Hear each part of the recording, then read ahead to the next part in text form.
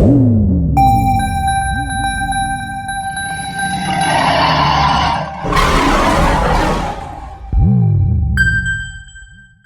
guys, and welcome back to the final third. I'm your host Banks, and I've got with me a good friend CJ. How are you, CJ? What's up, man? Pleasure to be back on. Hey, no, we had to grab you on for the Merseyside derby. We're gonna jump straight into that. We have to jump straight into that. 2-2, an eventful Merseyside derby. For the first time, it was a bit more competitive for the first time, but we all know there was a major incident early on in the game. After Liverpool had taken the lead, Pickford crashes into Van Dijk. Although it was ruled offside, Van Dijk still felt the full force of that tackle. He had to go off, and it's been announced that he suffered an anterior cruciate ligament injury, which is going to rule him out for a number of months. Tim, I want to quickly put this to you. Do you feel like Pickford should suffer some retrospective action? Nah, I don't think he should. I believe the rules on retrospective action is if the referee hasn't seen it, and if it's violent conduct. And listen, man, you can say the tackle was violent conduct because it was a horrendous It was tackle. assault, bro. It was honestly, it was literally at the assault. end of the day. But like, it's the nature of Pickford. You know what I mean? Like, he's very rash. He ain't got a clue really, does he? It's all hard. It's all in here. Yeah. It's all in here with him. Yeah, and you've seen him do it before. So I'm not gonna say it was intentional or anything. He's just a poor keeper. He made poor judgments. So nah, I can't. Like, I'm a Liverpool fan, but I can't say he deserves retrospective action. Yes, it's a tough one to call for further action because, like, looking at it, Yeah, it's such a mad one. Like, how do you even make that challenge? But it's one it's been refereed within the game now, and it'll be hard to go back and say, okay, mad challenge. He's out for 9 months now. You should be punished. So it's a mad one. Hopefully, Ancelotti, I'm sure as people have said, like, I'm sure Pickford will be feeling like, no matter how dumb he is to go for that challenge, I'm sure he's going to be feeling down that he's put Van Dijk out for that number of months. But end of the day, it's done now, so kind of just have to move on from it. But the controversy did not stop there. Liverpool, Henderson thought he got his Gerrard moment, Merseyside derby. Thought he won the whole thing. He saw his name in the lights. He saw all of his name in the lights. But VAR pulled that one back for the most.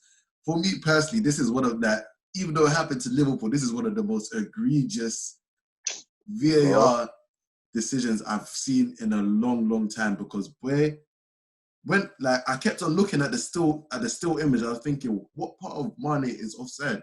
Yeah, word. Like, I was trying to do, is it the elbow? The elbow was, I couldn't say the elbow was offside. Even if it was the elbow, can you score with your elbow? Does it matter? First of all, like, before we even talk about that goal, even with Van Dijk's injury, I'm struggling to find the offside even from Van Dijk. That was another close one. That was another proper close one. I looked at the still images and they're saying he was offside because of his shoulder. So now I'm getting confused because they're saying Van Dijk was offside because of his shoulder. They're saying Mane was offside because of his shoulder. No, not even his shoulder. They said the top of his, which is your shoulder. So the top of his arm was offside. The rules they stated was that you can only be offside with a part of your body that you can score with. If you're saying Mane, the top of his arm was offside, can you score with the top of your arm? So if you can't score with the top of your arm, how are you ruling that offside? And I'm so happy that Liverpool wrote to the league, because I need to understand how these lines, who's making these lines. It's like in nursery, you're drawing with crayon. It looks like they're just drawing lines that recklessly. They're doing that shit. They're doing that shit under pressure. They're doing it with the shaky hand, the shaky ass hand as well. Man. They're free form and that. Like, it's a joke. Like, I mean, like, listen, like, I like VAR, innit? I'm not gonna come here and be like, oh, I don't like VAR because decisions went against us. It's the practice. It's how they're carrying out VAR, which has become despicable to me. It's only in the Premier League. I'm watching other leagues. It's only in the Premier League where you have these decisions. Like, it's still controversial, even though it goes to VAR. It's still controversial. It's only in the Premier League. Like every other league, La Liga had a bad season when they first introduced VAR. They've completely got rid of any issues they're having. Bundesliga, perfect. Champions League, perfect. It's only in the Premier League where they're failing to execute. how are you leaving the game more confused about a decision as opposed to it being rubber stamped, goal, offside, whatever? It's a joke.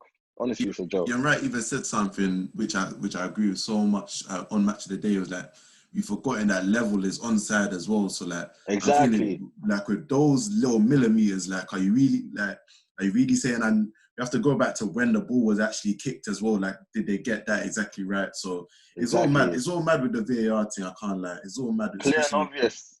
Clear and obvious, they clear said. and obvious. Why That's a why problem. why are you pulling back goals like that where it's so tight? It's meant to be clear and obvious. I'm telling you, man. End of the day, Yeah. you man are up, so I can't lie. Even though it's a disgusting, decision, I Yeah. can't act as if I didn't smirk. I can't act as if I did. I ain't give it a little chuckle. But yeah, the game is going somewhere where nobody really likes it right now. Moving on to Fat Frank's Fat Blues, dropping another lead Oh against man. Southampton, 3-3 at Stamford Bridge. Boy, another defensive error, another case of Chelsea making a mistake leading to a goal. Can Frank Lampard be the one to sort out these sort of defensive issues which have been prevailing during his time at Chelsea? You know what? You're talking about defending. I'm even questioning now because me, you, and Shemi obviously argue about can Lampard be the guy to bring success to Chelsea. I'm even starting to think, can he be the guy to bring success, not just defensively, offensively, style of play? I'm struggling. I'm looking at Chelsea and I'm struggling to see an identity. I'm struggling to I see don't see a either. team that is I well can't lie. coached. I'm struggling. I can't lie. I don't Um, see either. in terms of whether it can make the defense better, listen, man, you can blame Lampard, but it's the players also. Like, they're not good enough. They're just point blank, they're not good enough. Christensen is not good enough. Zuma is not good enough. But Rudiger is not good again, enough. They're not again, good enough. again, he's had options to. Nobody's forcing him to. We've seen Kepa isn't good enough, and he still puts him Yeah, in goal. We've seen yeah, Christensen isn't good enough, and Tomori still doesn't get a look in. Like at some point, yeah, we have to look at the manager and say, why are you making decisions which you know are going to hurt your team? Like yeah. they've had Caballero, who for me isn't a good keeper, but as a standing, he's better than Kepa. He's not He's gonna more make as many. consistent. He's not gonna make as many mistakes as Kepa at the end of the day. And he threw Kepa back in there after clearly saying you're not good enough to start for Chelsea. He threw him back Yeah, in there because Mendy's injured, and he's dropped another mistake. And you're looking around thinking, okay, Kepa's made this mistake, but Lampard's put him in this position to make the mistake. And it's getting ridiculous though. like, From Kepa's no, perspective, it's getting ridiculous. So we know what to expect from Kepa though.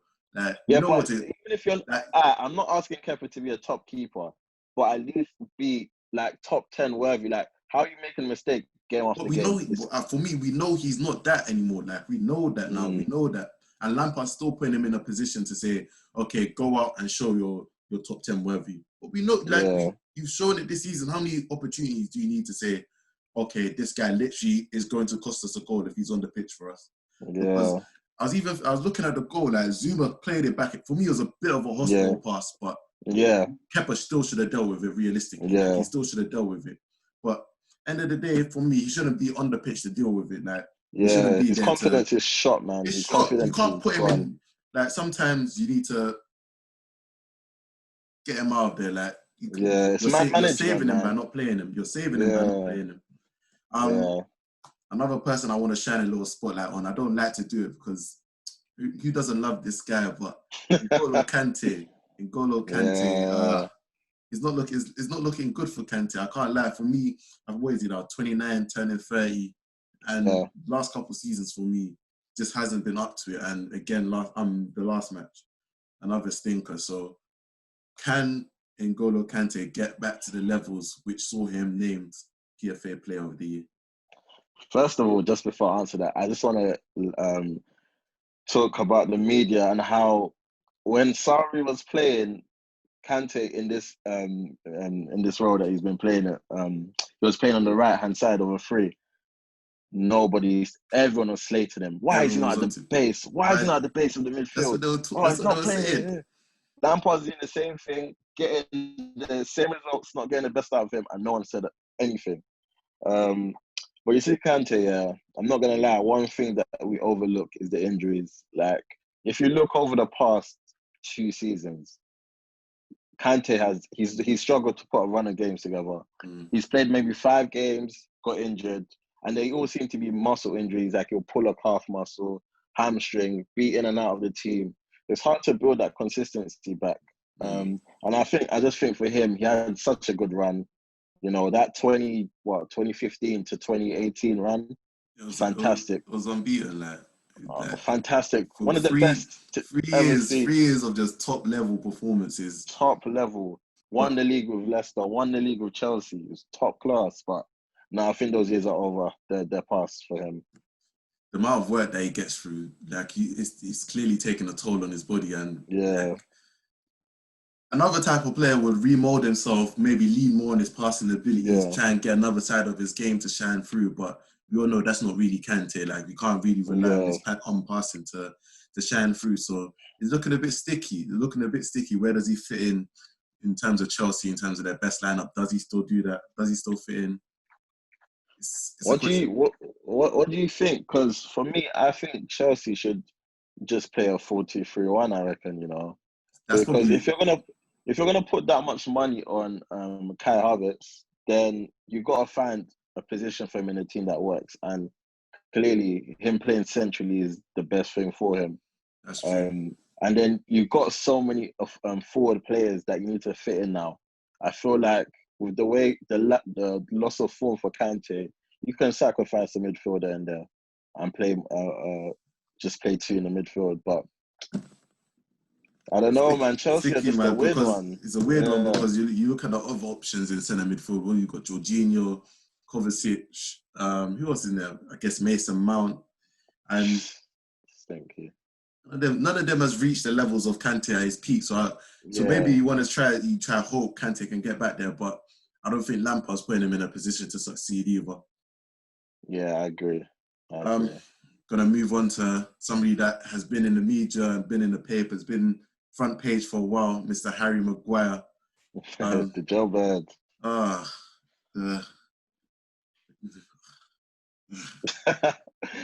sent off midweek for England. He's had a terrible start to the season. I can't lie. It's not been a pretty start to the season for him, but he managed to get back to winning ways with Manchester United.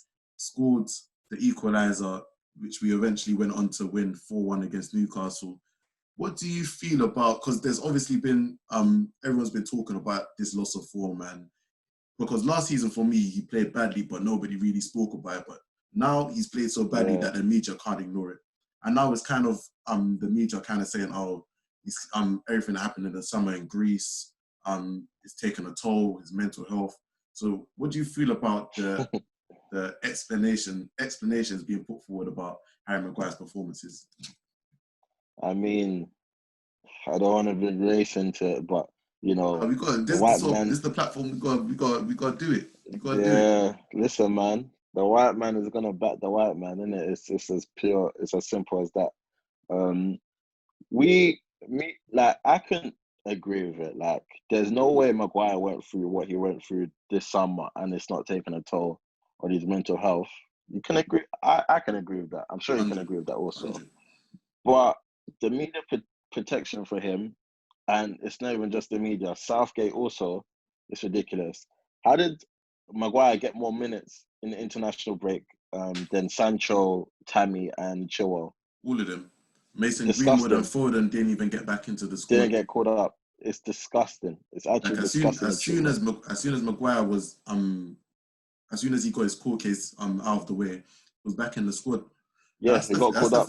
That's the thing at the end of the day. Like, nobody minds if you want to bring mental health and all of that, because footballers are people. And at the end of the day, we have to understand that it's not only what happens on the football pitch that's going to affect them. They've got their own lives that they've got to deal with. And for some people, for some footballers, it might transpire onto the pitch, onto their performances.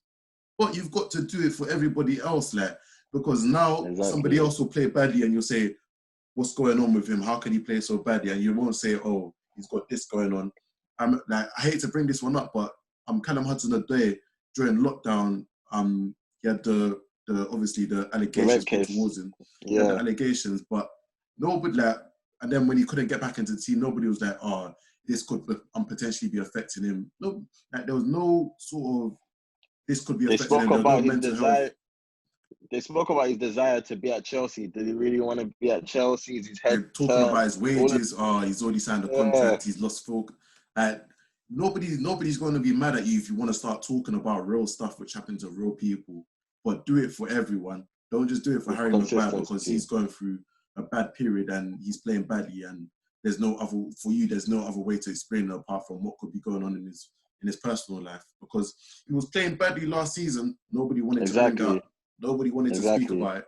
He was still captain fantastic. But now he's making such glaring errors. You can't ignore it. There's got to be an excuse. So for me, do it for everyone or don't do it at all.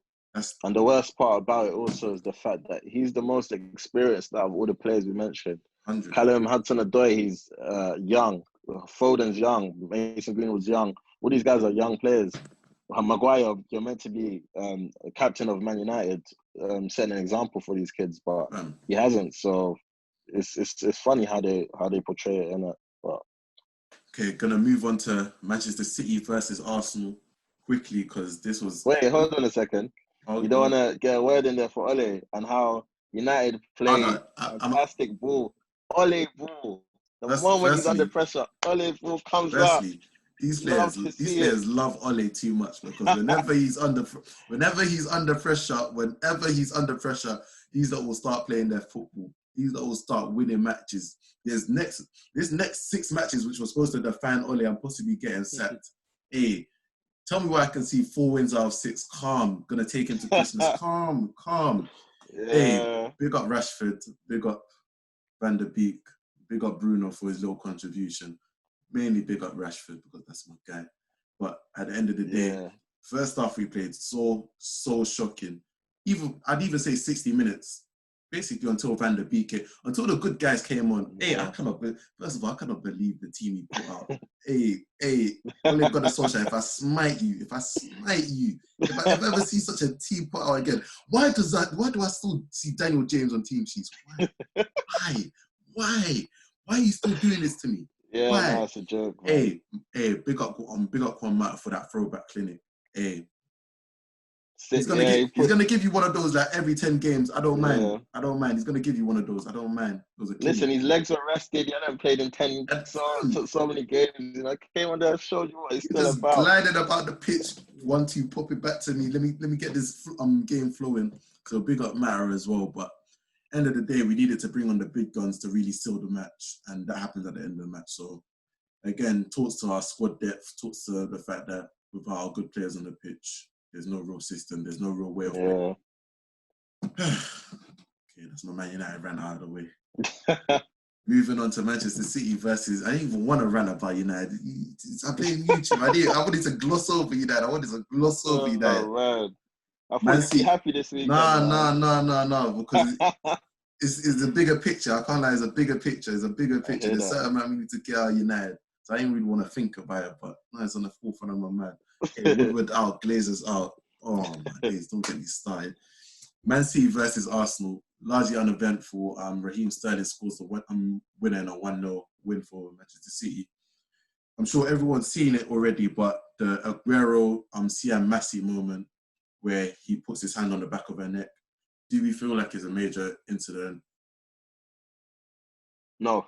I think the people that are making an issue are the people with an issue because they're the people that can't look at football and not think about the sex of the people involved.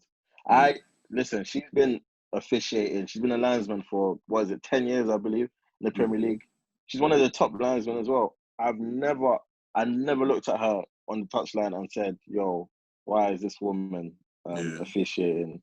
Listen, Aguero didn't like the decision, and like most footballers, showed a lack of respect to the linesman. It's not because she is a woman that he showed a lack of respect. I think it looked a bit madder because it's a woman. Like put the hand on it and it kind of moved her. So I think because she's a bit weak. Yeah. Like, I think if he did that to a male referee, he wouldn't really move. But for me, again, like he's literally like putting hands on a linesman. He didn't do it it's very normal in malicious football. way. It's very normal, yeah. It's very normal. You put your hand on the fish. like when you're pleading with someone, you do all you can to try and like get their attention. Do you know what I mean? So he put his hand on it. I think obviously it's unnecessary. I think across the board, I don't think players should be putting hands on officials, but there's no malice in it. I think it's overplayed, and everyone needs to just stop complaining and wanted to have something to complain about. It's overplayed, man. Moving on to the actual football, again, it's another match where Arsenal look largely uninspired for Bukayo Saka aside, but again, failed to create a whole heap of chances and failed to look like much of an attacking threat. What does Arteta need to do to get Arsenal creating chances and putting the ball in the back of the net consistently? Creative players. Who would that be? Mesut Ozil's his most creative player. Got to play him, but we know the politics behind that. So politics never happening again, man. Listen, maybe I shouldn't even touch on that, but for me, Arteta, and I've said it from last season, I don't care how many big games he's won. Arteta's approach in the big games is why Arsenal are not going to win many big games. Too pragmatic, too defensive. I get it's City. I understand City are the best attacking team in the land, so you've got to show some respect. But I think he showed too much respect to City. This is not the best City team that we've seen, and we've seen Leicester go to City, put men behind the ball and counter-attack at will and rip City to shreds. And I just feel like Arteta was too conservative. I mean, for starters, I know Aubameyang's put a lot of he scored a lot of his goals from the left this season, but when you're playing Willian, Pepe and Aubameyang up front, you got to play Aubameyang for the centre, because I fancy his chances in a foot race against Diaz and Ake. I don't fancy his chances against Walker. So the fact that he's playing against Walker and you're not making that adjustment at any point during the game, and Walker completely body bagged him, and back pocket joints. What viewers were seeing it happening right in front of us. Make that change. You gotta move him across the line. You gotta move him across the line. And he didn't. So I got the blame. For me, the blame is on Arteta. I know Aubameyang didn't have the best of games, but you got to make those adjustments in game, and he didn't. Yeah, it was another weird tactical decision by Arteta to play Willian up front because it had literally zero impact. I don't know whether he wanted to Willian to press the centre backs, but Willian eventually ended up in no man's land doing very little. Yeah. So you needed, especially the way Aubameyang ended the game against Sheffield United. He played through the middle and he was a lot more impactful. Exactly. He looked a bit better. So for him to go back to putting Aubameyang on the left, again, it was very defensive. Like you got to make changes to make yourself more open. Like you can't risk just because you're scared of a 2-0 loss, you're not going to go for. Yeah. Already down 1-0, you got exactly. throw a bit of a It's kitchen only sink 1-0. Exactly, it's only 1-0. So 1-0, 2-0, does it really matter? So again, Nicolas Pepe got a start. He wasn't really effective, so you've got to switch up. You've got to jig it about. Bukayo Saka, I've always liked him, but I didn't know whether it was going to be in that top echelon of that 2000 group or whatever. Yeah. But that boy is like he's up there. He's actually up there. Like he's up there. So the consistency is scary. That's it. The consistency. He doesn't look scared. He knows his moves. He'd be going at defense. Like he gave Rodri a torrid time. And then that Di Maria role, that centre midfield role. Yeah. So accomplished. He looks so accomplished. Like, I liked it. He does the dribbling, goes inside and out. He can go down the line and he makes the runs off the ball. Like for me, Saka is like so and that's good. the sign of a good player where you're not playing your so-called favoured position, but you're still impacting the game. He can play left wing back, he's still impacting the game. He's played left back, he's still impacted. He played that Di Maria left central mid position yesterday, he still impacted the game. And he's played as one of the front three before and impacted the game. So yeah, he's a talent, man. Best player on the pitch for me yesterday, without a doubt. Probably most exciting player on the pitch.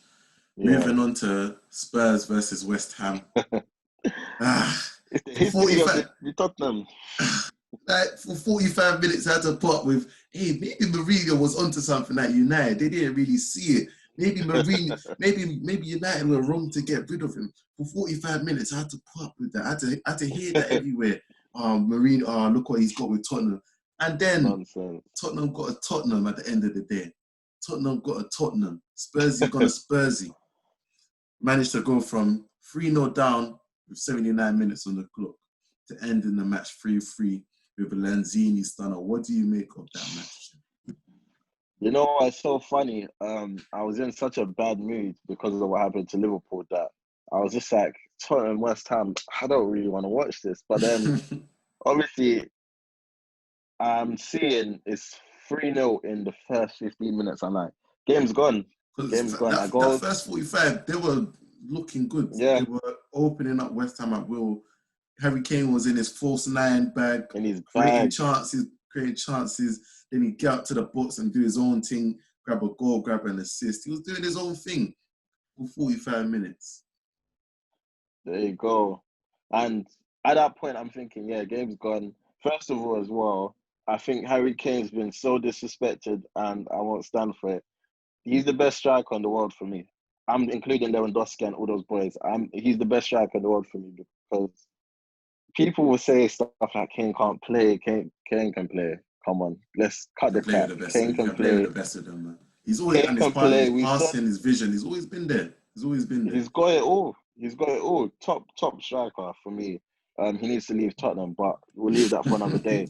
But yeah, I'm seeing it's 3-0, and then I'm on my phone, and then I see 3-1, and then it's 3-2. I'm like, okay, I'm tuning in. So I tune in. I'm like, West Ham got Spurs under the cosh. Then Bell misses that big chance, and I'm thinking, I would have had to see it. That was such a stinker of a day. Give it a chance. Yeah, no, he had the stinkers giving the ball away, he was dribbling into people. It was bad. But then I'm like, is it gonna happen? Is it actually gonna happen? But then I see this 93rd minute, I'm like, the game's gone. Then it drops to Lanzini on the edge of the box, and he cuts across it. Fantastic strike.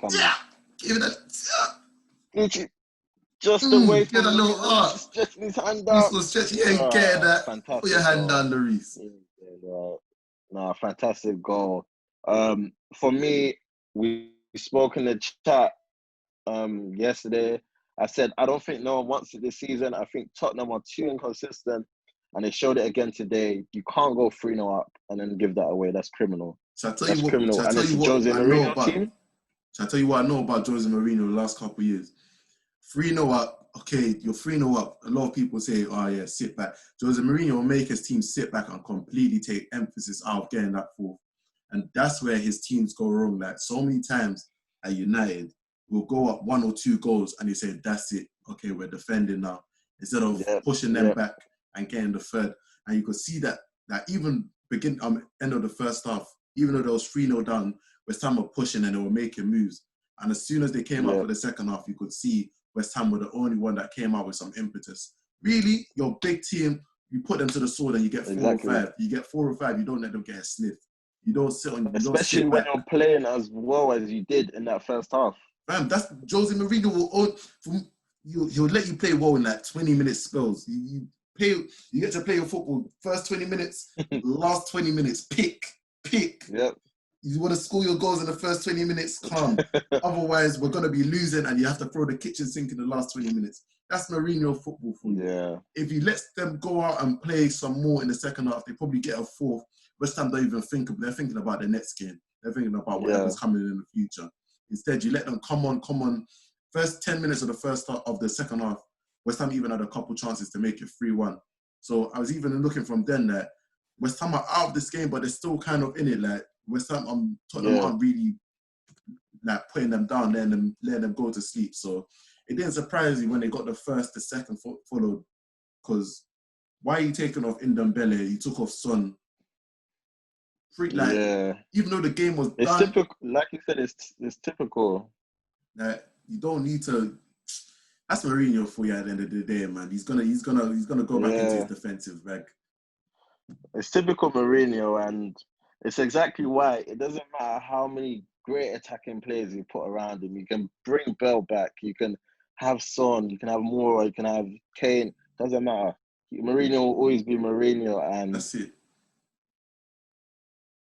the problem here at Tottenham, which we've seen over the past year, well, no, it's not been a year just yet, but close to a year, is that even as defensive of a manager he's been, he struggled to make that defense solid.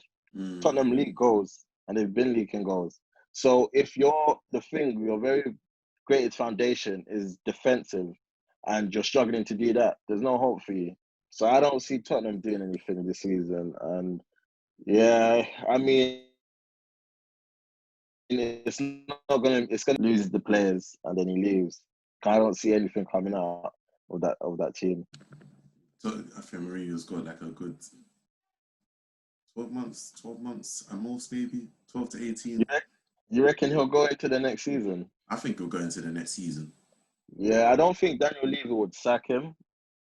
That's the thing. That's the difference between Tottenham and any other club he's been at. I don't think they'll ever sack him. So it will be a case of him whether he wants to stay or whether he wants to go. But there ain't nothing happening over there, man. Ain't nothing happening in North London.